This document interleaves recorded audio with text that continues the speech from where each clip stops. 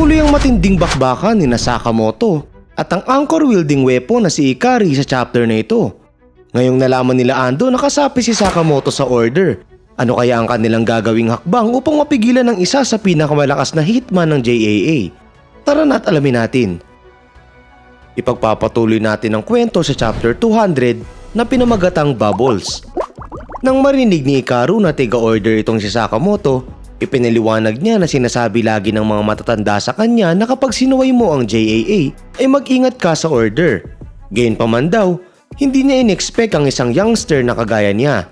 Sumunod nun, agad itong nagpadalang muli ng isang anchor smash attack papunta kay Sakamoto kung saan nagawa yung mailaga ni Sakamoto habang tumatakbo papalapit dito. Pagkatalon niya, hinila ni Ikari yung chains at dahil doon ay pumulupot ito sa kanyang katawan. Hinila siya ni Ikari papasok ng pool matapos yun kung saan lumalabas na nakasuksok pala itong chains sa pinakailalim ng parte ng pool ladder. Sinubukan niya itong putulin kaso napansin niya na isa yung special alloy na mahirap sirain. Lumangoy si Ikari papunta sa kanya habang iniisip na tapos na ang pag-capture sa kanya at pagkatapos ay mabilis itong sumugod at nagpadala ng right straight. Nagsimulang magpaliwanag itong si Ikari sa kanya na ang average human ay may kakayahang pigilan ng kanilang hininga sa ilalim ng tubig ng 1 minuto. Titignan daw nila doon kung una bang mamamatay si Sakamoto dahil sa pagkalunod o sa pagpapaulan nito ng suntok. Habang nangyayari iyon, dumako tayo sa sitwasyon ni Shin habang sinusundan niya ang kanyang tatay na si Ando. Nang tawagin niya itong dad, naiirita itong sumagot na siya na naman. Tinanong niya ito kung tama ba na mayroong C4 bomb sa engine bay sa baba na nagpakuha ng atensyon nito. Inalala ni Ando yung sinabi niya kanina at inisip kung nasabi niya ba yung impormasyon na yon. Nang tatanungin niya pa lang kung paano iyon nagawa ni Shin, sinabi ni Shin sa kanya na kapag sinabi nito kay Sakamoto kung nasaan yung bomba, magagawa daw nung madisarm yun agad at mawawalan na siya ng poprotekta sa kanya. Napangisi si Ando dito at napatanong kung sa tingin niya ba ay magagawa niya itong matreten habang tinatawag siya nitong Little Snot. Seryoso namang sinabi ni Shin na manahimik siya at nasa kamay niya daw ang buhay nito. Pumunta daw siya para mag-decide kung deserving ba itong mabuhay o hindi. Napakunot naman yung noo ni Ando nang marinig niya ang mga ito. Sumunod nun, tinanong na ni Shin kung bakit siya nito iniwan, kung saan tumahimik ng saglit si Ando. Pero hindi nagtagal ay sumagot ito at pinoint na hindi siya nito iniwan, kundi hinayaan siya nitong makatakas habang tinatawag siyang dumbass.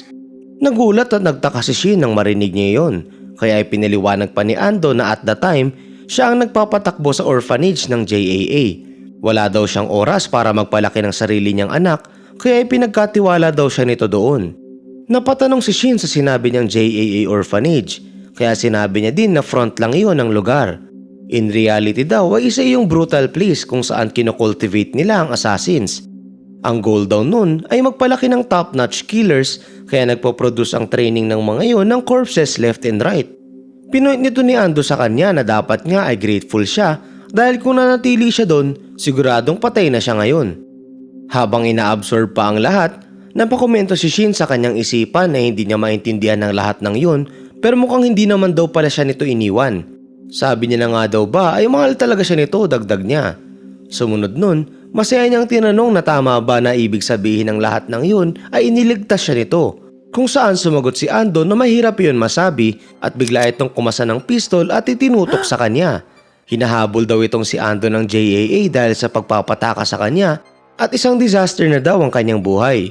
Sa katunayan nga daw ay pinagsisisihan ito ang pagpapataka sa kanya at fed up na daw ito. Pero ngayon, kaya niya na daw i-purge ang regret na yun. Sumunod nun, bigla tayong bumalik sa sitwasyon ni Sakamoto. Dito, nairita si Ikari dahil 3 minuto niya na daw binubugbog si Sakamoto pero hindi pa rin ito nawawalan ng malay. Napakomento tuloy siya sa isip niya na totoo pala talaga ang sabi-sabi tungkol sa order. Nakuha naman ni Sakamoto yung atensyon nito nang maglabas siya ng pistol at itutok yun dito. Kaso napangisi lang si Ikari at niridicule ang ginawa niya. Sinabi nito na mas mataas daw kasi ang resistance ng tubig kaysa sa hangin kaya sobrang mababawasan ang force at speed ng bullet sa ilalim nito. Hindi daw niya ito matatamaan sa distance na yun. Pumikit doon si Sakamoto at hindi nagtagal ay non-stop siyang nagpalabas ng air bubbles. Nabahala naman si Ikari dahil na-realize niya agad na walang water resistance sa loob ng bubbles. Pinaputok ni Sakamoto yung pistol niya papunta sa ginawa niyang air bubbles at dahil doon ay hindi gaanong bumagal ang force at speed ng bala kaya solido yung tumama sa kaliwang balikat ni Ikari. Nabigla si Ikari sa sakit kaya nabitiwan niya ang kanyang anchor weapon at napilitang umahon. Habang gumagapang at nauubos sa tabi ng pool, napakomento ito sa isip niya na minaliit niya si Sakamoto. Sino daw ba ang mag-aakala na isasakripisyo noon ng kanyang last breath sa ganong klaseng atake?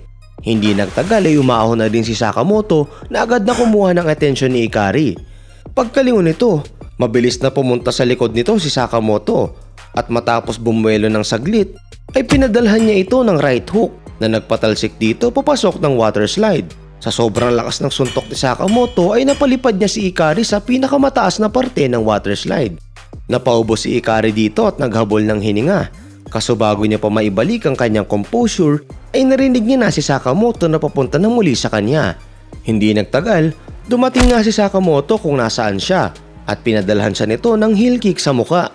Sumunod doon ay pinaulanan siya nito ng suntok at pagkabadala nito sa kanya ng malakas na right straight, nasira yung slide at nagsimulang bumagsak yung parte kung nasaan sila. Pinalabas si Sakamoto itong si Ikari sa nababagsak na parte at habang nasa ere pa lang ay umikot siya at bumuelo. Pagkatapos, binigyan niya si Ikari ng spin kick to the face na nagpalagapak dito sa lapag at nagpayanig ng universe nito. Sa sobrang lakas noon ay tumagos pa itong si Ikari kung nasaan si Ando kaya nadaganan niya iyon. Nagsorry ito doon at tinanong kung mabigat ba siya, kung saan galit yung sumagot na umalis na siya sa likod nito. Naiirita din itong sinabi na pagbabayaran ni Sakamoto yung ginawa niya at bubugbogin niya daw yun ng husto. Napatameme naman si Shin nang mangyari yun at hindi nagtagal ay nagsimula siyang manginig at matawa.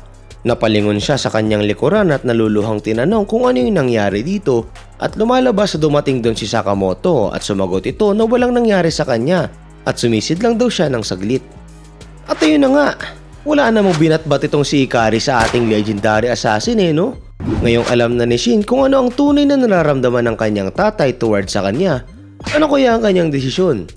Tulungan si Sakamoto na patayin ito o papatawarin niya pa rin? Abangan natin yan sa susunod na kabanata.